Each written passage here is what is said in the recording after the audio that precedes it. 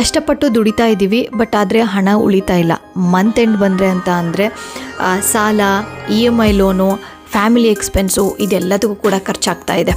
And ಇಲ್ಲಿ problem ಇರುವಂಥದ್ದು ಹಣಕಾಸಿನ ಬಗ್ಗೆ ಅಲ್ಲ, ಒಂದು ಮೈಂಡ್ಸೆಟ್ ಬಗ್ಗೆ.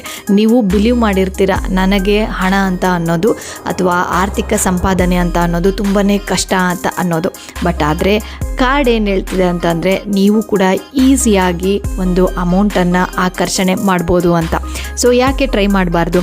ಇವಾಗೇ ಬುಕ್ಕು ಮತ್ತು ಪೆನ್ನನ್ನು ತಗೊಳ್ಳಿ ಆ್ಯಂಡ್ ಬರೀಲಿಕ್ಕೆ ಸ್ಟಾರ್ಟ್ ಮಾಡಿ. ನಾನು ಹಣವನ್ನು ಸುಲಭವಾಗಿ ಆಕರ್ಷಣೆ ಮಾಡ್ತೀನಿ ಅಂತ ಅನ್ನೋದು. ಈ ರೀತಿ ಅಫರ್ಮೇಷನ್ಸನ್ನು ಡೈಲಿ ಬರೀಲಿಕ್ಕೆ ದಿನ 11 ಸಾರಿ ಬರೀಲಿಕ್ಕೆ ಟ್ರೈ ಮಾಡಿ.